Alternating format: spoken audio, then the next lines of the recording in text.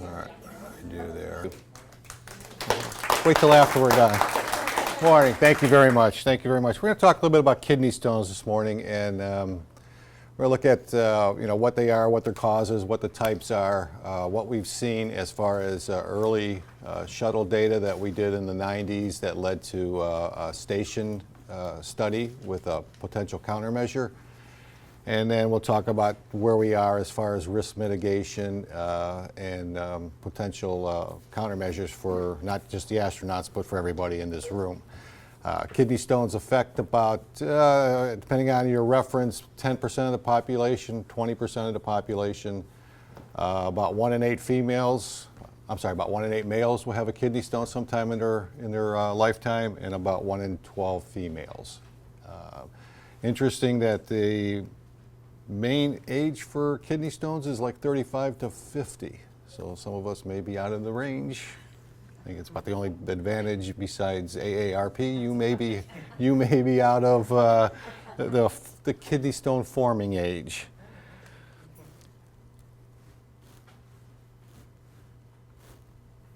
Oh, okay. It's moving on the computer, but not on the screen.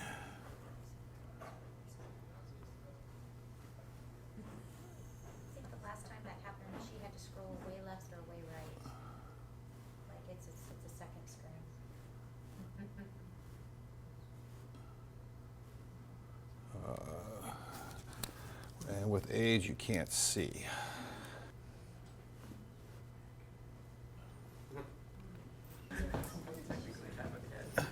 I thought this was an interesting comment from Dr. Salgo. Potential of passing a kidney stone is just one of those life experiences that strikes fear in the heart of the bravest of all of us. And I love that picture of kidney stone. It looks like landmines. Yeah, it does. Pass one of those, you press on one of those, it explodes. So I just thought that was an interesting. Yes, it looks like very painful type of kidney stone. So you'll see different kidney stones throughout this presentation. And if you have any questions, say just stop me anytime, and I will try to answer them. So here's some comments from patients giving birth to an elephant, hit by a 2x4, shot with an arrow, severed a thumb and wished it upon no one the pain, and he had his leg run over by a car. So just interesting comments from people with kidney stones. Again, I would like the crew member to call down with one of those comments. And you got to remember, with a crew member, there's 2 Soyuzes up there, right? They go up in triplicates. So if a crew member has a kidney stone in flight, he's not the only one coming down. He's bringing down 2 of his crew members because they have to evacuate. They have to leave 2 Soyuzes up there for 6 crew members. So the other 2 have to draw straws, I guess, to see who's coming back, because 3 crew members are coming back if 1 has to be evacuated. So it is a big deal to have a kidney stone in flight. Fortunately, we have not had any kidney stones in flight from the U.S. side. The Russians have had. They reported 3 kidney stones in their cosmonauts, 1 potentially in flight, and they were preparing the evacuation procedures, and he passed it. So he got lucky and got to stay up there. This is from Wikipedia. You got to take this with a grain of salt. The normal kidney weighs about a quarter of a pound, about 130 grams. So this guy had a kidney stone that weighed 356 grams. So essentially his whole kidney turned to stone. And he could have walked around perfectly normal because the other kidney would have taken over full function, because you can live perfectly well with one kidney. So he may not have even known that was happening. Again, there was one that weighed 1.1 kilograms. I'm not sure. Some of these, I'm not sure of. And this next one I'm really not sure of. 5,704 stones this guy has passed in his lifetime. The most I ever heard of was 76 that I know of, that I got confirmed. But the past 5,000 kidney stones, he's passing weekly. Poor guy. I mean, I feel sorry for this guy. And then the largest number was at 1 surgery. Guy had 728 removed, and he was in India. So these are all, maybe it's safe to stay in the United States because these are all outside of the United States. And again, if you're interested, there's a lot of interesting facts in Wikipedia, but take that with a grain of salt. It's just interesting. Again, another neat little picture of a kidney stone showing different kinds. So history, kidney stones, we found them in mummies when they did CT scans on mummies. Like I said, about 5% of the population is affected. And if you don't get it treated, or you can get there's about a 75% chance you will have another one within 5 years, and about a 100% chance you will have another one within 20 years. About 1 million hospitalizations a year, costing billions of dollars. Like I said, 35 to 50 is the range for peak stone forming years, if you want to call it that. And then we've had 26 kidney stones in crew members. Among about 20 crew members have shown 26 kidney stone events. Most of those have been pre-flight or post-flight.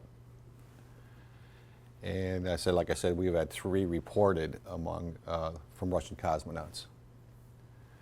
So what are the different types of kidney stones? Well, most of them are calcium-containing stones, and they're either calcium phosphate or calcium oxalate.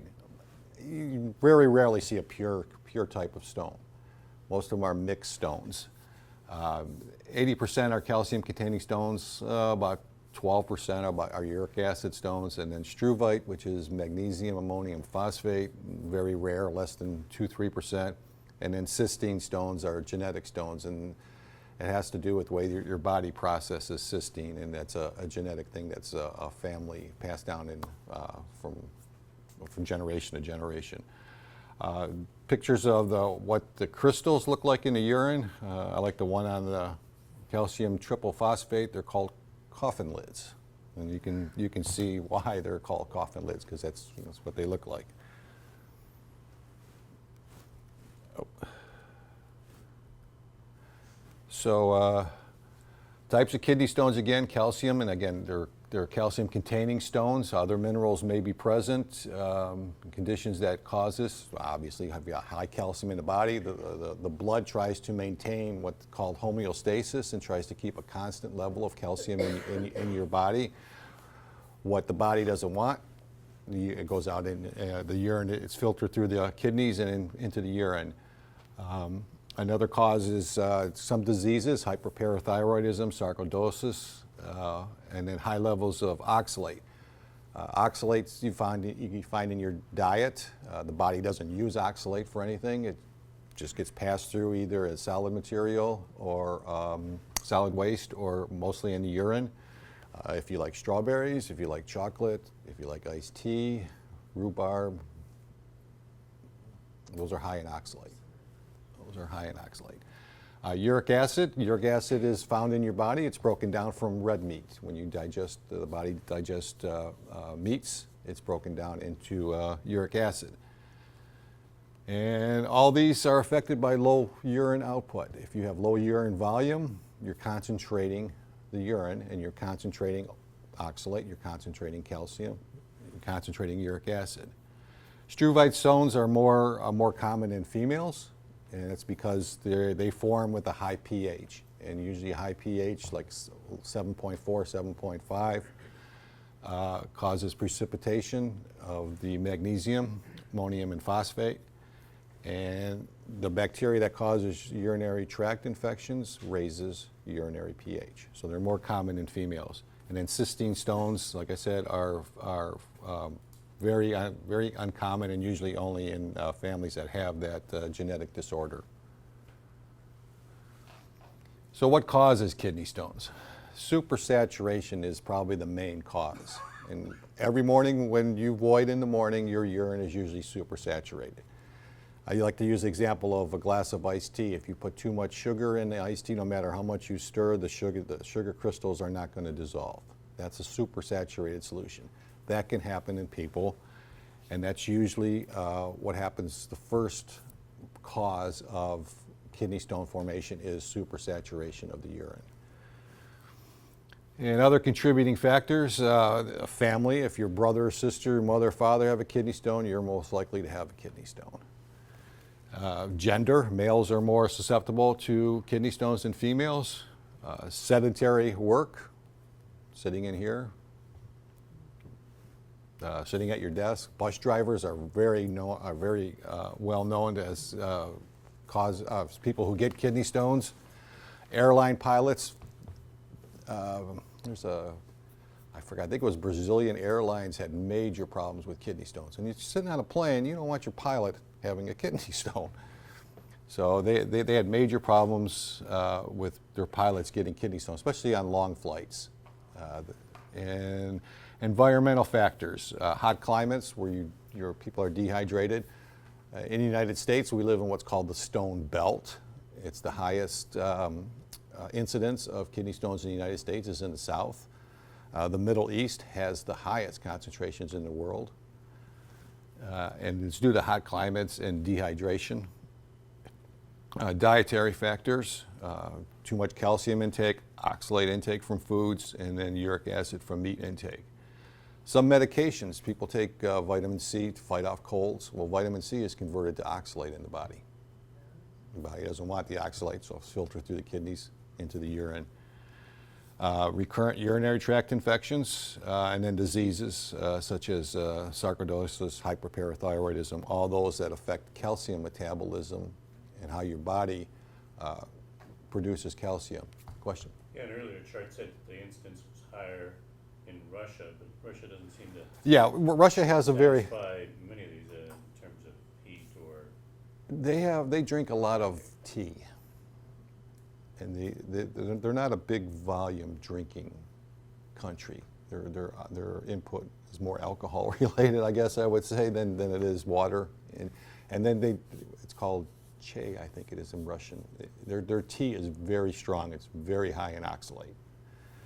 And they do have a high incidence of stones. Yes? Does vitamin D also produce oxalate? No, vitamin D causes excess calcium to be absorbed from the gut. And if your body doesn't need the calcium, it wants to get rid of it. So that's the reason why too much vitamin D causes the gut to absorb calcium. And if the body doesn't need it, it gets filtered out through the blood, through the kidney, causing higher calcium in the urine. Jean, you want to comment on vitamin D? Reabsorption to the proximal 2 of the kidneys. Of the kidneys, yes. So what are the symptoms? Again, a crew member calling down with agonizing pain, starts in the front and often extends down the groin to the leg. Nausea and vomiting, fever, chills, and sepsis, blood in the urine. And then if it's not treated, you can have what's called hydronephrosis, which is a shutting down of the kidney. So those are common symptoms of kidney stones. So when we look at, from NASA's point of view, when we look at a master logic diagram of the causes of kidney stones, all the ones in the red boxes are something that NASA crew members have. Usually they're screened for underlying any kind of medical diseases and they're screened out during selection. So we really don't look at an underlying medical disease such as hyperparathyroidism or any of those other diseases. But all the other boxes are contributing factors and they all contribute to saturation.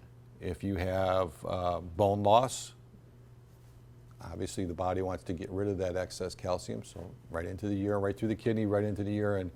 Low fluid intake, what you take in, you're going to put out. You take in less, you're going to make less urine. Low pH, urinary citrate. Citrate is an inhibitor of kidney stones, and I'll talk a little bit more about that in the next couple slides. And again, nutrition is a big factor in kidney stone formation. High calcium intake, it's going to end up in the urine. High sodium intake. Sodium's interesting that as the kidney filters it, for every 2 molecules of sodium that the kidney filters, 1 calcium follows it. So that's just the way the kidney works. So if you have high sodium intake, you're going to push more calcium out into the urine. Like I said earlier, I said high protein intake with meats, and then a history of kidney stones. A kidney stone used to be disqualifying for a crew member, even if during selection. It was disqualifying for a shuttle crew member to fly on station. Now they have a waiver for crew members if he has a kidney stone, but it has to go through some extensive diagnostic testing. There's imaging that they can do for a crew member. So it's not disqualifying anymore, but it's very, very carefully watched. That you have to have a clear scan and imaging, MRIs, CTs done, and it has to be clear before you'll go up there. So like I said, if one goes up there with a kidney stone, 3 are coming back if he has to come back. It's a very significant problem. So how do stones form? Well, it's a constant battle within your body going on right now between promoters of stones and inhibitors. So the promoters, like we talked about, citrate, oxalate, uric acid, just a couple of them, and inhibitors are citrate, magnesium, and there's some protein inhibitors like pyrophosphate. So there's this battle going on in your urine and your kidneys, and if it goes one way, if you got more promoters, then you can get supersaturation of the urine. And a first step, you get a crystal formation. And again, from the crystal formation, you get stone development. So other conditions that impact that are everything we talked about, gender, genetics, occupation. And there's some people out there that think kidney stones may be a bacterial, have a bacterial source. And as nanobacteria, but it's very questionable. Nobody ever thought ulcers was an infectious disease. Now it's treated as an infectious disease due to bacteria in the gut. It's possible that with more research, kidney stones may have a bacterial infection source or a condition that leads to stone formation. So the 4 key elements: saturation, supersaturation, lack of inhibitors, citrate and pyrophosphate. Citrate works by finding that crystal. Okay, well, let me back up. So a stone can form from what's called a crystal, and another crystal finds another crystal and finds another crystal, and they grow. They grow on top of each other. I don't know if you remember like rock gardens from high school when we did crystal rock gardens, if you remember doing something like that. So citrate acts by finding that little crystal and it coats it and doesn't grow, and you pass out. And it passes out.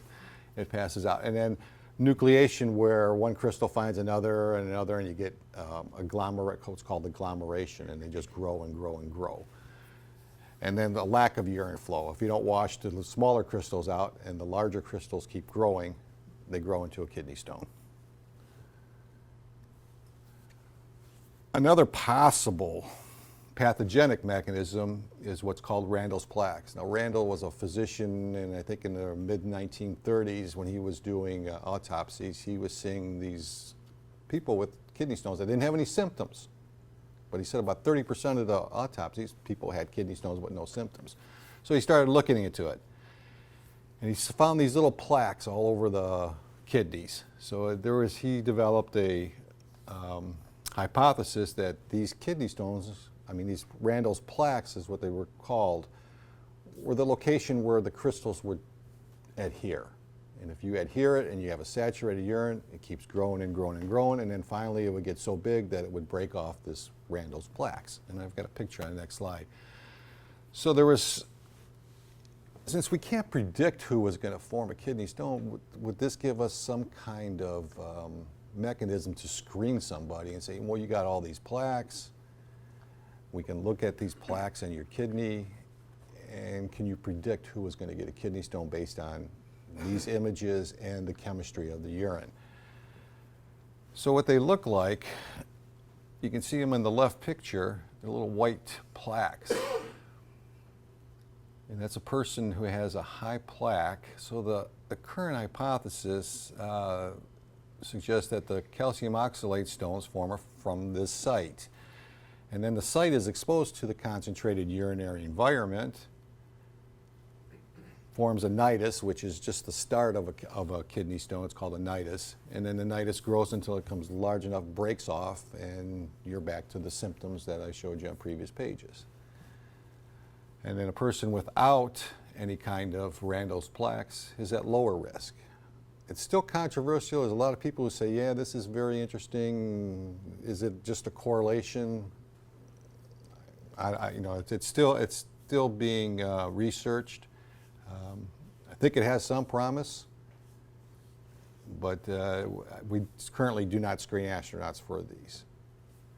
How do you screen for the plaque? I mean, We don't screen for plaques. This is by computer tomography, and this is probably a camera put inside. I think most of the time you can do these will show up as white spots on a CT scan, and then they can count the pixels, and they get something called a Hounsfield unit, and they count these. They count these little pixels.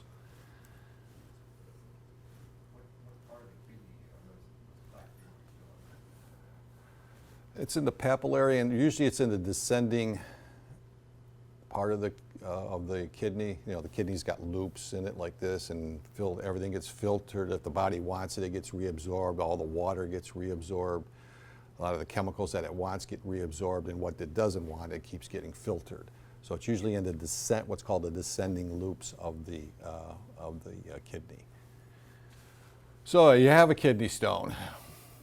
This is data showing a 2 millimeter, and you think about that, 2 millimeters, I don't even know if I can make it that small. 2 millimeters has about an 85% chance that you'll pass it on your own. Takes 4 to 8 days to pass. You know, you're probably suffering a little bit, and usually doesn't require surgical intervention, but probably maybe some pain relief. And you get up to about a little less than 5 millimeters. You got a pretty good chance of passing it, but it could take up to 2 weeks to pass. And usually, during that time, you're generally not being very nice to everybody, pretty crabby and pretty much in pain. And there's a fairly 1 in 5 chance that you're going to have to have some kind of surgical intervention. Now we're getting a little bit bigger, 5 to 7. You'll pass it about 35% of the time. It could take up to 3 weeks, and there's a 50% chance you're going to need some kind of surgical intervention. You get bigger than 7 millimeters, I like it, 53 days to never going to pass it. So it's probably greater than 80% chance. And what's interesting, it only takes a 3 millimeter size to block urine flow. So very, very interesting.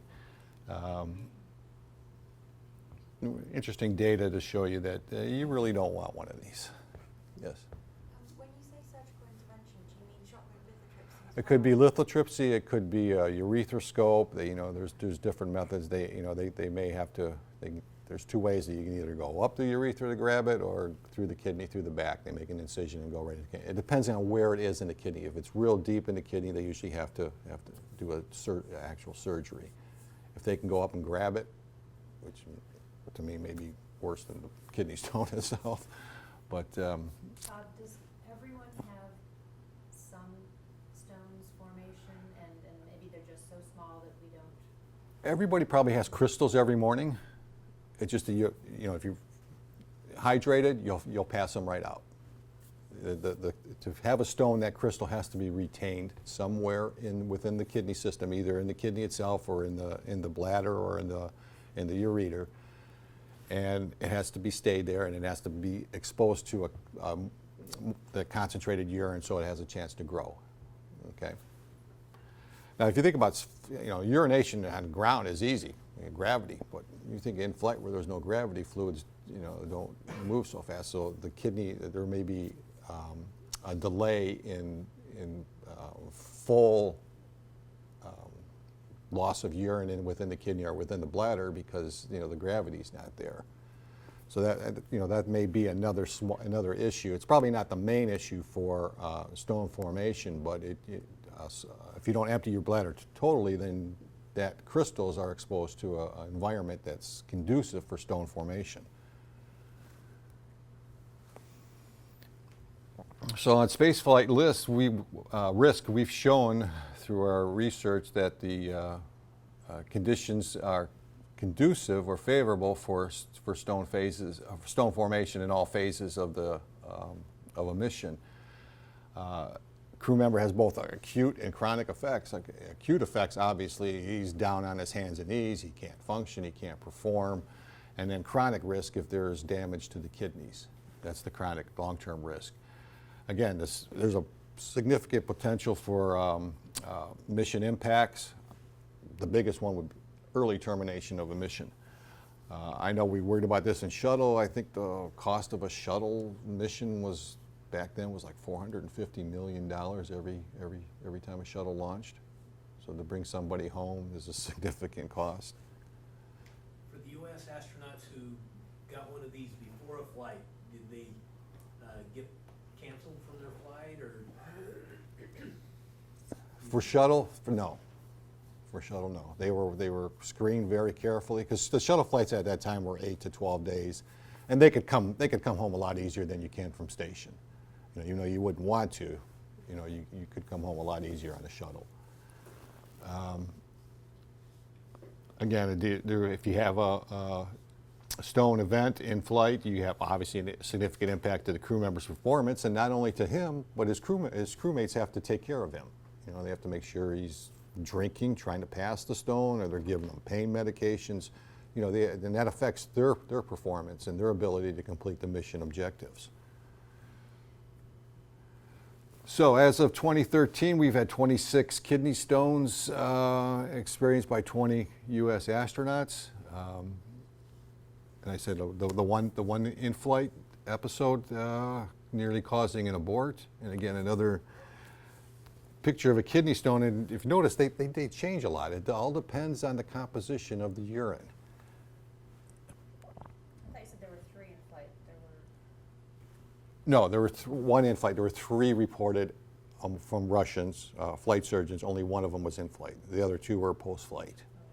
Okay, and again, I think there's more than that. It's the medical data out of Russia is difficult to get, but that's what we know.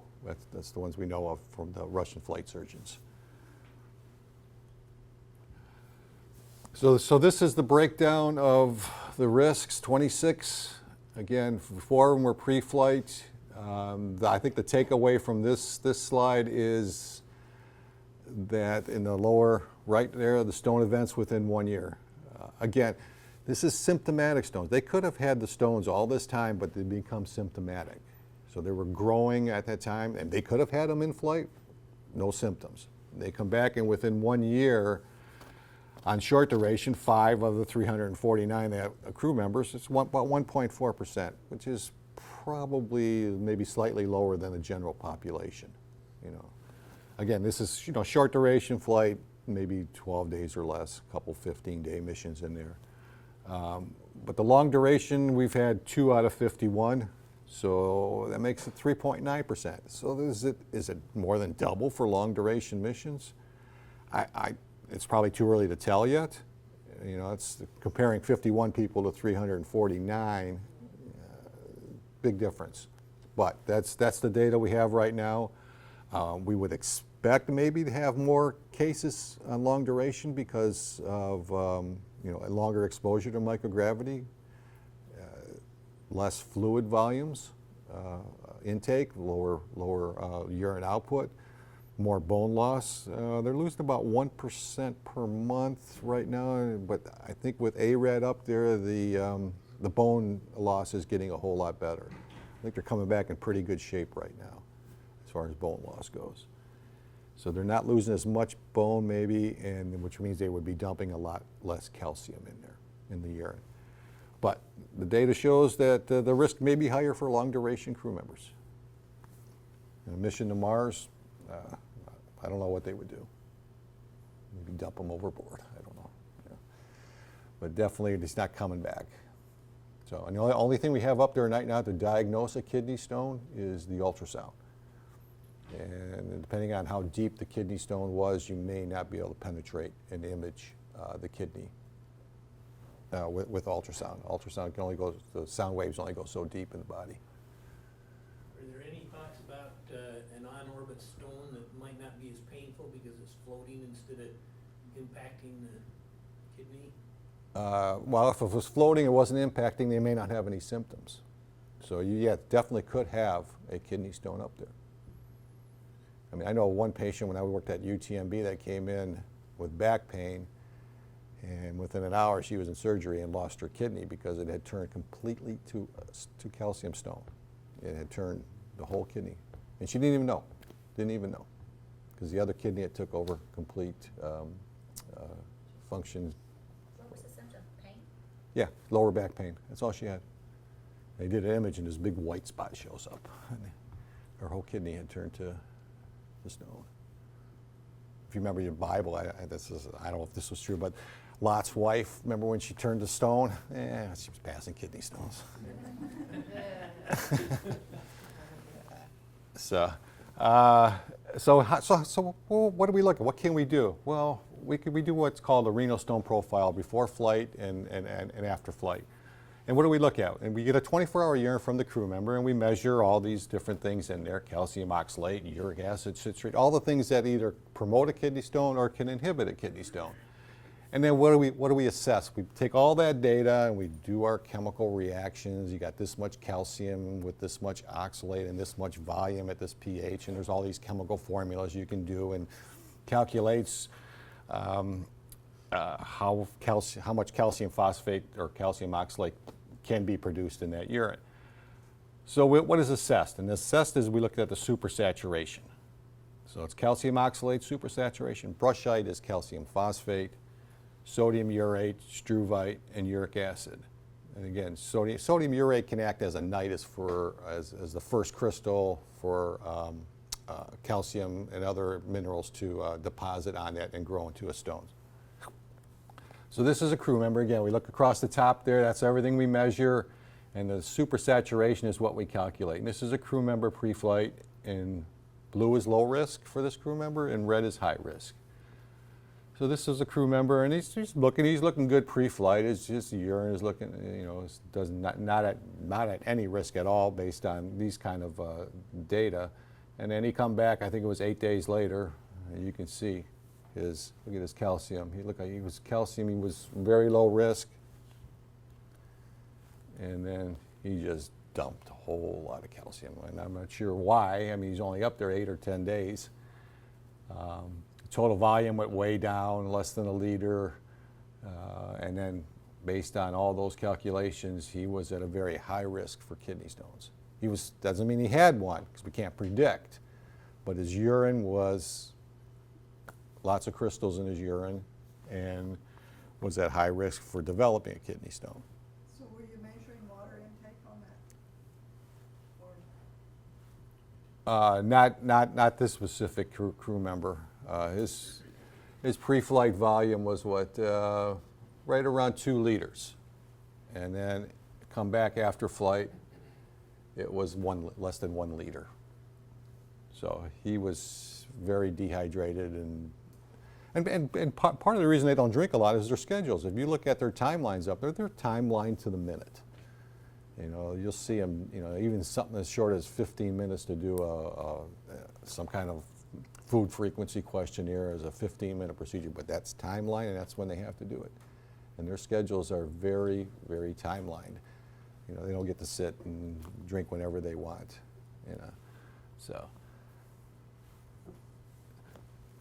So in the 90s, when we looked at fluid intake, this is some urine data that's we were looking at in the 90s. On shuttle missions, fluid intake is in the blue bars, and then urine volume in the yellow. And what we'd like to see is urine volume at 2 liters a day. Everybody should put out 2 liters of urine a day. Well, to put out 2 liters of urine a day, you need about 3 liters of intake. Because you lose about 500 mils a day just by breathing. And then perspiration, you lose the rest. So we want 3 liters a day, 3,000 mils per day. And we'd like to see 2,000 mils in urine volume. So what we see in flight and early flight is like flight day 3 or 4, and then late flight is maybe around flight day 8, and R+0 is right after return, and R+7 through 10 is 7 to 10 days after return. So on shuttle, well, we started seeing, well, they're not drinking enough in flight, and they're not making enough urine volume. And then we looked at mirror, we would say, well, let's see what the longer durations, and we've seen the same thing. Interesting that the fluid intake started going up, because that's when we started educating the crew members on the value of drinking more.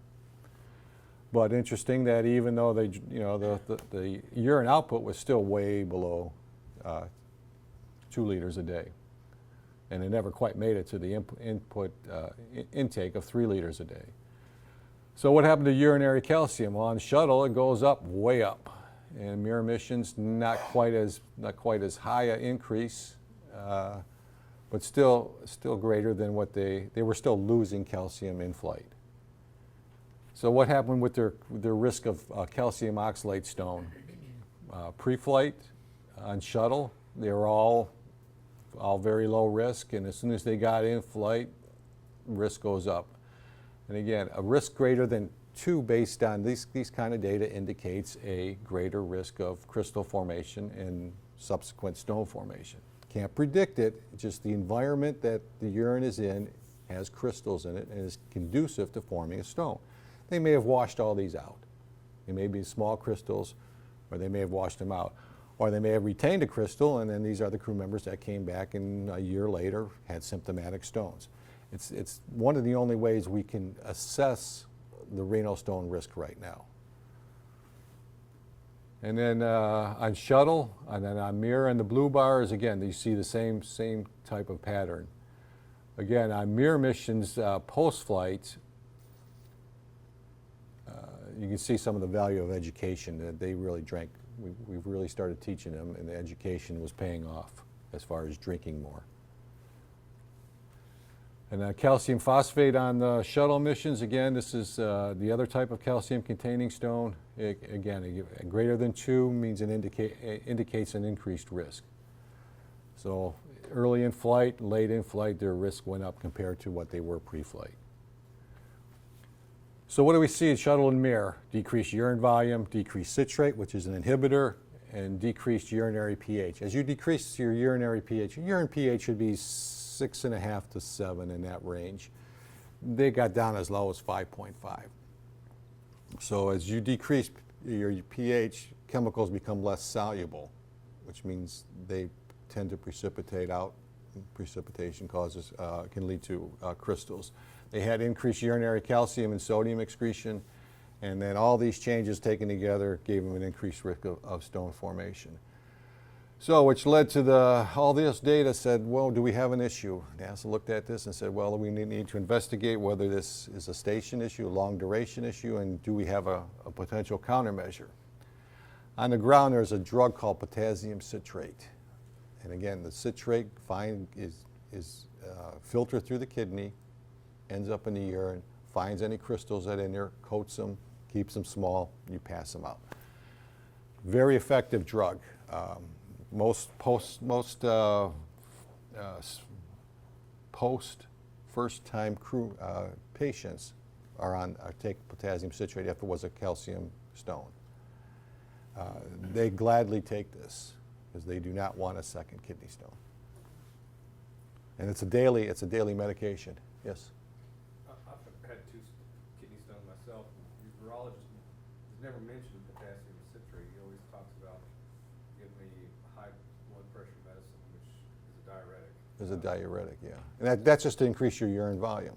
But why won't they prescribe? I don't know. It depends on what type of stone you had. Did he do a urine, 24-hour urine? Did he? Calcium oxalate. Yeah. You would definitely benefit from this. And again, it could come from fruit juices. Drink more fruit juices. Citrate's found in a lot of fruit juices, so I'm surprised he has not recommended that. Yeah. Yeah, if you had 2, you're probably on your way to your 3rd. Yeah.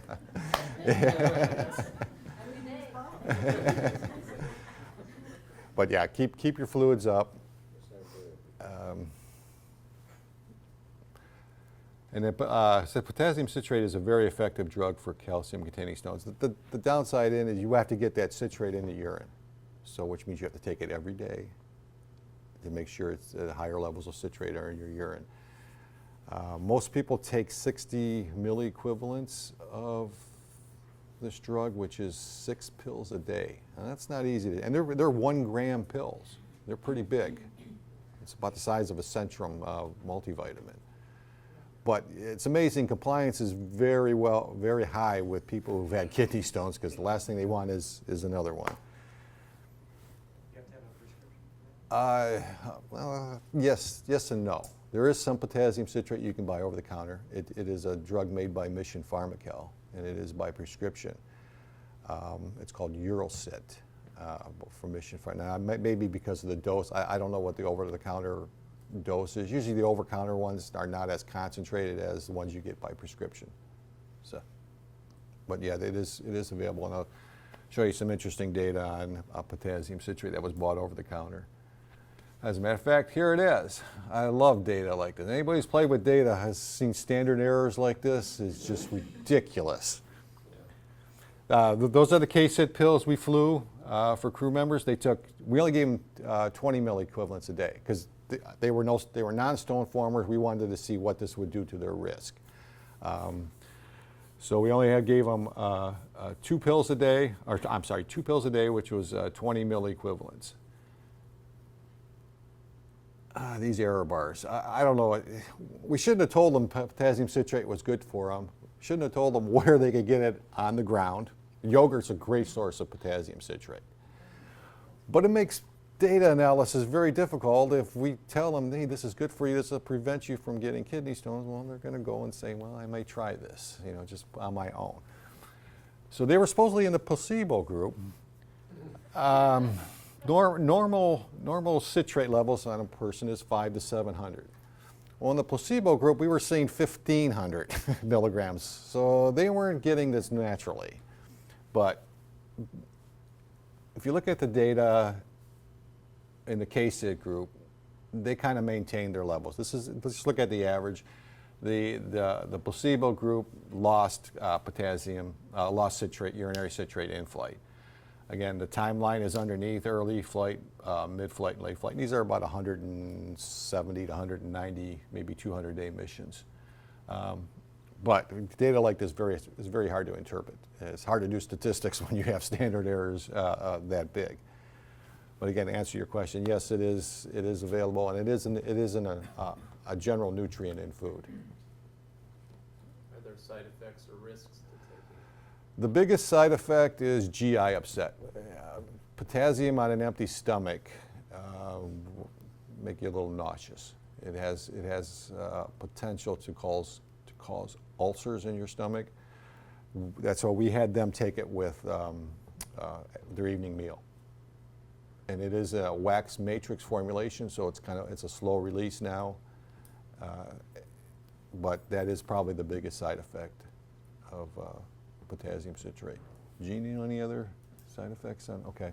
And it was interesting that the side effects were about 15 to 20% with GI upset, and then a placebo group was about 15 to 17% where people said they had GI upset. So it's hard to say, but usually any kind of potassium drug has a potential to have some what they call burning.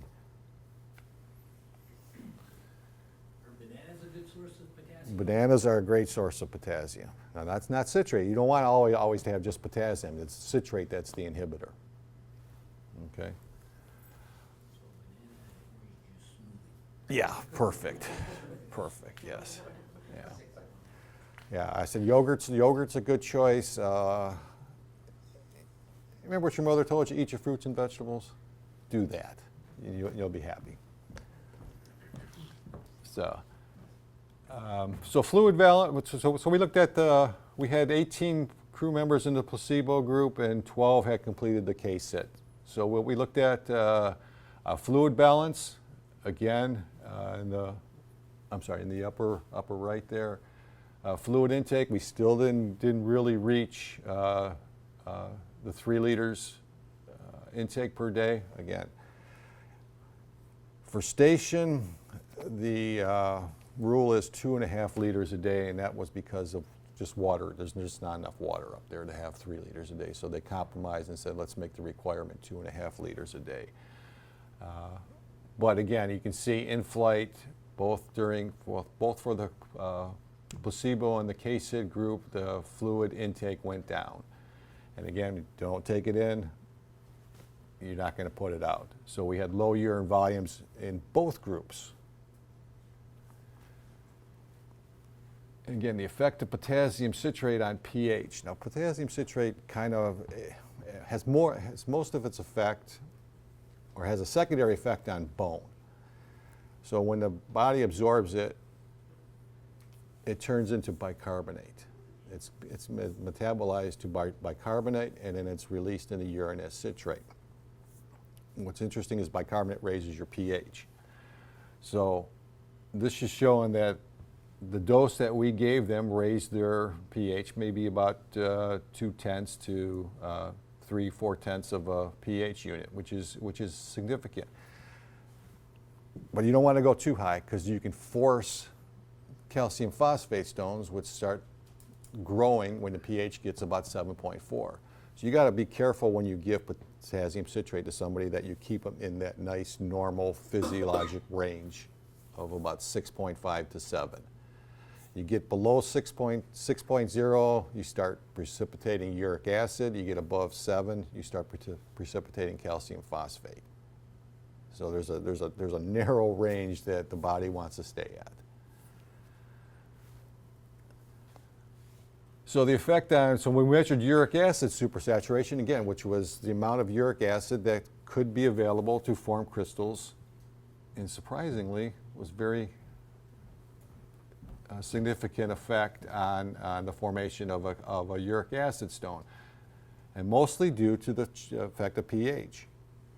It made uric acid more soluble, so you could have more uric acid in a smaller volume. It's more soluble. Again, same thing like the glass of tea example. If you have too much sugar in that tea, no matter how much you stir, it's never going to go into solution.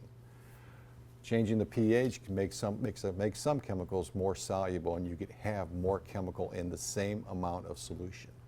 And that's what this did. That's what the potassium citrate did. Interesting that the effect on urinary calcium in the placebo group, no change. But urinary calcium decreased in the potassium citrate group. And we don't think it was the result of the exercise. ARED was not up there at the time that the study was going on. So we don't think it was a function of any type of different exercise on the bone. But we think there was a direct effect of this potassium citrate, again, it's case sit here, on excretion of calcium. So we looked at all the crew members individually on their risk of calcium oxalate supersaturation. Again, the red is the placebo group, the blue is the potassium citrate, the white bars are the average. Generally, you see that in the placebo group, their risk of calcium oxalate crystal in the urine is higher than the case-sit group. Again, anything greater than 2 is considered a high risk. So to play with the data, well, if you look at this one, it's kind of scattered all over the place. You don't know which subject goes with which bar or which circle.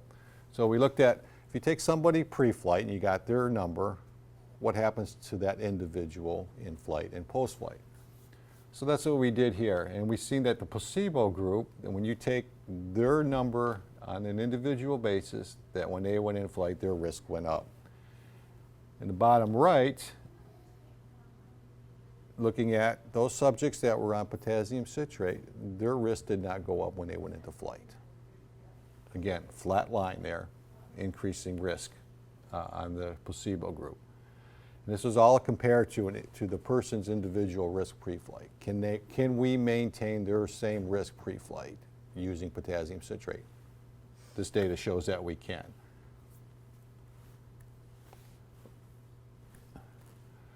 So the benefits, well, we had an interesting situation. We had a crew member who flew on 2 long duration missions.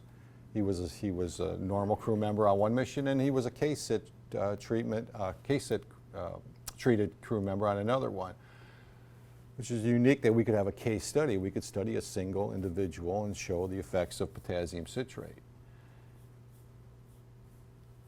Interesting, not much change in their citrate levels between the two.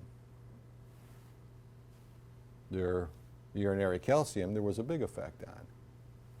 Again, this is before ARED was up there, so we don't think it's an exercise. So the in-flight calcium excretion was decreased when he was on taking the potassium citrate. Looked at his urine volume. Well, it wasn't much difference. Not much difference in what he was excreting every day. And but we've seen the effect of the pH again. So taking all that data together on calcium oxalate, his risk was pretty low on the potassium citrate.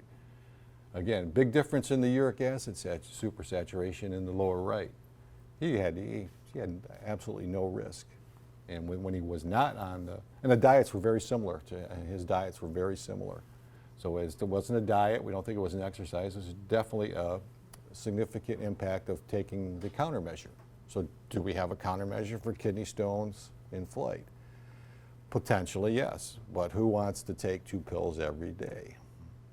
That's the problem. If you had to take pills for, you have cardiac problems, you have bone problems, does everybody want to give pills every day? The crew members would be taking pills every day. So probably not the straight answer is to take 2 pills every day. It's possible that you could crush up the pills. Potassium citrate comes as a crystal powder.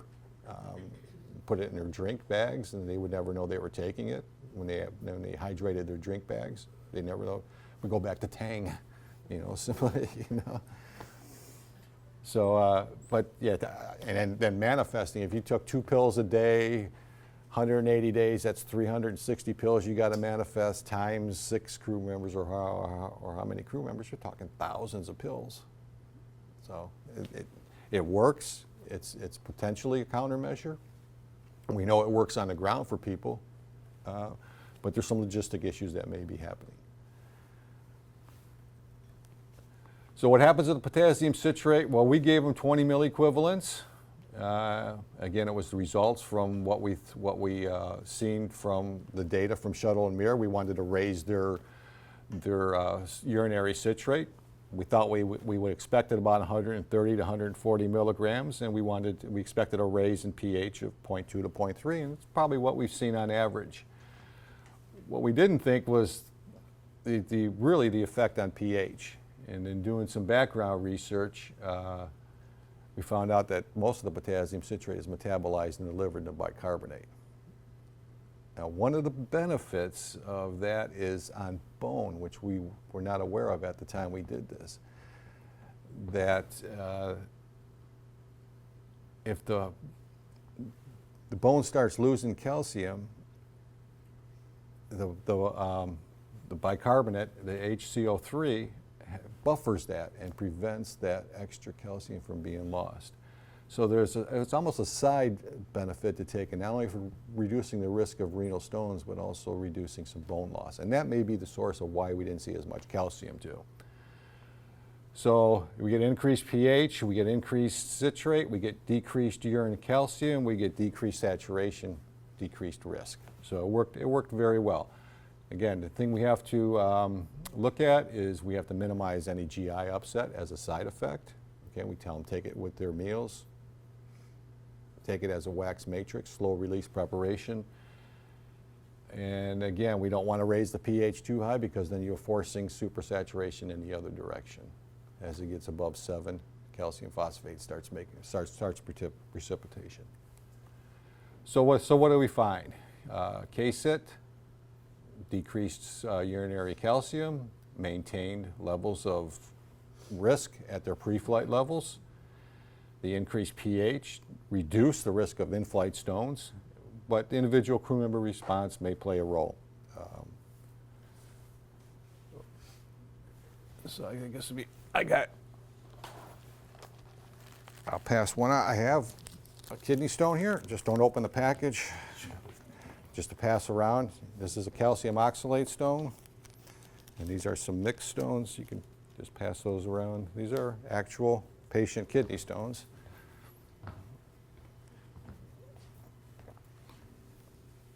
So that's the So what do we look at as far as minimizing the risk of any type of kidney stone? So we look at, obviously the best thing to do, drink more. The more volume you have, what's that? And this goes through where? Yeah, that one doesn't go through where.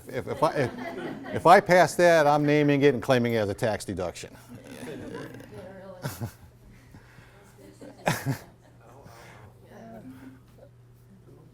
So, I mean, it should scare some people. You know, I mean, that's pretty big.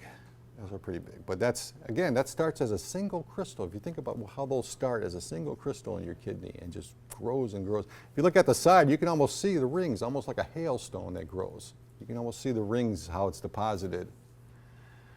So hydration, everybody just drink more.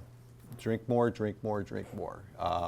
If you look at the data at the bottom, your risk decreases as your volume goes up, both for calcium-containing stones and for uric acid-containing stones. It helps, it washes out crystals out of your urine. It's obviously simple and the easiest way to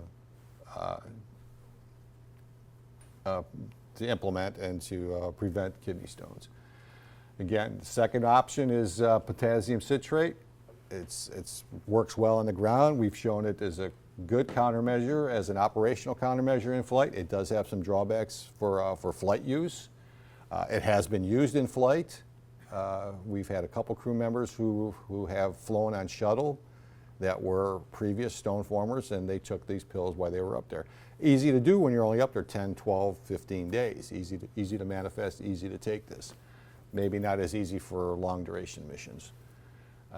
It inhibits crystal growth, aggregation, nucleation. It raises the pH, we call alkalize the urine, but we have to control it. Again, there's the potassium citrate is found in citrus fruits, bananas, prunes, fish, poultry, green leaf, vegetables like spinach and artichokes, which I won't eat, and yogurt. So it's out there. Yes? Isn't spinach, oh, sorry. What's the, because I mean, also those dark leafy vegetables, those have a lot of oxalate in them, so. That's my question. They do have oxalate in them, Which yes. is Yeah. better, is to have more potassium citrate from them, or higher risk of more oxalate from them? Well, you know what's good? Okay, so the oxalate only gets absorbed if there's no calcium in the gut. So as long as you have a steady diet, oxalate is not really absorbed unless you eat a lot and you don't have a lot of calcium. If you have calcium in your gut, it binds the oxalate and it's passed out as solid waste. It's not really absorbed.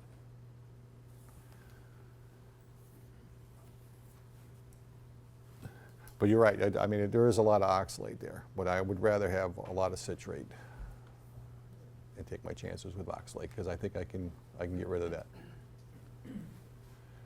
There's a fairly new medication called potassium magnesium citrate, and it's an enhanced citrate dose. It's the same size pill, but you get, I think it's 3 times the amount of citrate per pill as you would in the potassium citrate. Now I know this is still has not been approved by the FDA for kidney stone patients. It's still in clinical trials. I don't know if it's been, as I said, it's going through the approval process. Nice, it has the magnesium in there, and magnesium binds to oxalate in the gut and in the urine, and you pass that out. Again, finds that oxalate and coats it so it can't find another crystal. Crystals usually have a little negative charge on them, and they attract calcium, which is positively charged. So they kind of attract each other, and then they grow and they grow and they grow.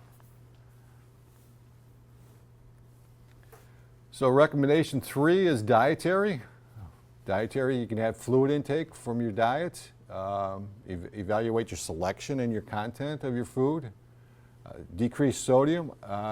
You can see in the bottom right what we showed in flight crew members. Used to be the recommended daily allowance of sodium was about 3,500 milligrams per day. I think it's down to 2,300 now. I mean, it's really gone down. But you can see, I mean, some of the foods that they were eating had 8,000 milligrams of food per day they were eating. So if we reduce the sodium intake, when the kidney filters that sodium out, this calcium won't follow it out and end up in the urine. Again, this is part of the oxalate question you asked. Calcium is recommendations about 1,000 milligrams per day. And again, if you don't have enough calcium and you're eating a lot of foods that are high in oxalate, the oxalate will be absorbed. But if you have enough calcium in your diet, it's bound, the oxalate is bound to the calcium and passes out without going into the urine, without going into the blood, being absorbed by the gut. And then monitor your dietary protein. Excess protein, the body converts it to purines, which is broken down further to uric acid. Does that include plant protein or Just meat. Just meat, yes. Yeah. Again, that breaks it down, and there's sulfur, uric acid. Purines break down to sulfur-containing compounds. The sulfur-containing compounds is what lowers your urinary pH. Again, like I said earlier, your mother told you eat your fruits and vegetables, and she was right. Everything else in moderation. Drink plenty of fluids. So the benefits of drinking at work. Again, this is something I endorse highly. So some of this is just, I found some of this from a few resources. I bought handouts here for 46 reasons to drink water. I'll leave these on the table to drink. But some of the highlights is most people are dehydrated. A lot of times you mistake being hungry, but you're really just thirsty. Mild hydration will slow down one's metabolism. Lack of water, daytime fatigue. 8 to 10 glasses of water significantly reduce back pain. A mere 2% drop in body water can trigger short-term memory, trouble with math, and difficulty focusing. So whenever I go to management meeting, I always hand out a bottle of water to the manager so that he's fully alert. This one, I'm not sure. It sounds too promising. 5 glasses of water, lower your risk of colon cancer by 45%. I'm not sure. Breast cancer by 79%. It may be a flushing of the body, you know. Again, I have some handouts you can take on your way out, and it's pretty interesting reading. It's pretty interesting reading there. So prevention is the best treatment. You don't want a kidney stone. Your urine volume is inversely related to your risk, helps reduce the supersaturation, and promotes washing out. Again, easiest thing to do. So I thank all the astronauts, cosmonauts who participated in these studies, especially those who have formed kidney stones. Got to thank them all. Mission Pharmacal provided all the medication we needed at the time that we did the study, and Mineral Metabolism Lab up in Dallas, Dr. Pak's lab up there did a lot of calculations for us. The clinical laboratory, nutrition lab, and all the flight support teams. So, any questions? So, hope you enjoyed that. That's interesting. Thank you. Any questions? I remember with the shuttle missions, one thing they would do maybe 8 hours, 10 hours before they returned home was to drink chicken consomme or That's to salt get the tablets. salt. They would do salt tablets. That was the fluid load to get their fluid back up. So that was the countermeasure for orthostatic intolerance or fainting when they would come back, so they wouldn't faint. You would put that salt in so that the fluid in your cells would come out to dilute that salt. So it wasn't at all tied to the renal It was cells? not at all tied to Okay. renal cells. It was a Because I countermeasure. thought it was Yeah. connected with that as well. No, it was a countermeasure for cardiac problems and to keep keep the fluids up as high as you could to keep blood pressure up, so that you would have enough fluid back in your brain to keep you from fainting. Yeah. Joyce? I believe the food lab has just gone through and reduced sodium Yes. across. Are the Russians considering doing that? Because I've always heard the Russian food. The Russian food is very high in salt. Yeah, I have not heard anything about the Russian foods. Yeah, very high in salt. Chris? So what kind of pre-screen are they gonna do before, assuming, long duration Mars missions or something? Well, Are we're, they gonna make sure, everybody's practically perfect with the risk factors? yes. Right now, what they do now, they do abdominal ultrasounds, and they look for a stone. I don't think they do anything more than we do the renal stone risk assessment. We do the graphs. We make sure if they're showing some issue, we say, hey, you need to change your diet. You need to drink more. And then when they do the abdominal ultrasounds, I think if they find anything questionable there, they'll go to the next step, which would be CT scans. I don't know, Gene, you know anything else they do? No, but I was gonna ask you about, so let's say a stone does form, so what are the things that they're pursuing to actually treat? Well, I said the only thing, if a stone formed in flight, right now they have pain meds up there. I know they have some morphine up there. I believe they have morphine as part of their, what they call their IMAC kit, their medical kit. They would probably push fluids to see if they could flush it, or at least get it to move. Sometimes if you get it to move where it's not blocking, if it's not blocking something, you may be able to move it and at least become pain-free. You still have the kidney stone if you didn't pass it. Other than that, they are working on what's called a flexible ultrasound, and it's got some high-intensity sound waves that they think maybe can break it up and push the stone somewhere where somewhere where it wouldn't block. That's still a research. I think they're pretty close to trying that on flight as a tech demo. Other than that, there's not a whole lot. And then the evacuation would be the last thing they would do. About the ingestion of lemons and lemon juice, I understand that helps reduce. Yes, yeah. some of The pills we gave them, the 2 pills we gave them was equal to about a liter, what the amount of citrate you would get in a liter of lemonade. So it's very concentrated, I mean, it's hard to drink a liter of lemonade, So that's one of the benefits of taking a medication is you get what you need in a small amount. But like I said, we possibly could use the crystallized form of potassium citrate and just put it in their drink bags. And when they hydrate, they get the right medication. It's a possibility. It's it's one of those things where are you going to treat somebody who doesn't have a condition? That's always the question. Do you put all this effort into somebody that does not have a disease? I don't know. I mean, if you go to Mars, are you going to make everybody get an appendectomy so they don't get one on the way there, but they don't have any symptoms now?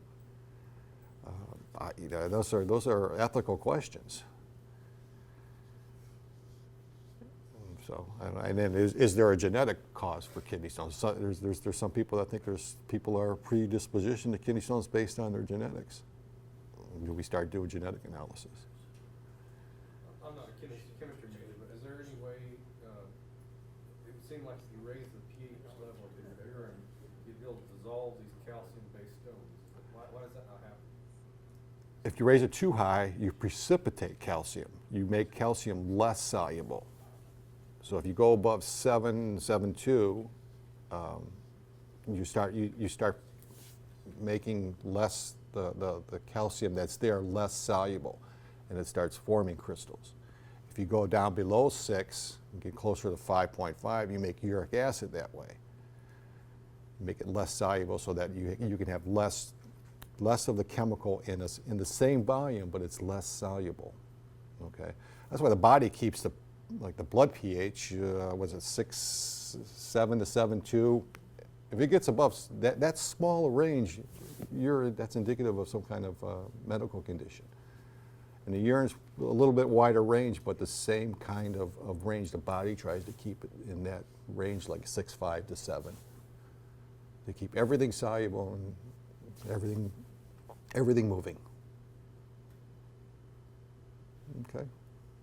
What would the recommendation about the calcium supplement and the vitamin D supplement? Because you mentioned the calcium, the vitamin D are again risk factors. Right. Are they, do they have any negative recommendations to tell the crew not to use these supplements? They're giving them, they take weekly supplements right now. I can't remember. Some people take, was it 10,000 units per week? Some take, I don't know, 1,000 units every other day or something. But all crews do take the calcium supplements. I'm sorry, not calcium, the vitamin D supplements. And that's because they're not exposed to the sunlight. You walk outside, in 15 minutes a day, you get all the vitamin D you need. The body will make vitamin D based on your exposure to ultraviolet light. Up there, they're not exposed to ultraviolet light from the right, I don't want to say frequency, I can't think of the right word, but the right concentration, the right range of vitamin D, because the windows are coated up there, so to prevent vitamin D from ultraviolet rays from entering the station. So, but yeah, I mean that always is a concern, is the amount of vitamin D supplementation. But I think based on the data that Dr. Smith's lab is showing, is there seem to be up to where they would be on the ground as a normal vitamin D levels go. Yes. When I heard about calcium oxalate stones, I was kind of concerned about drinking milk.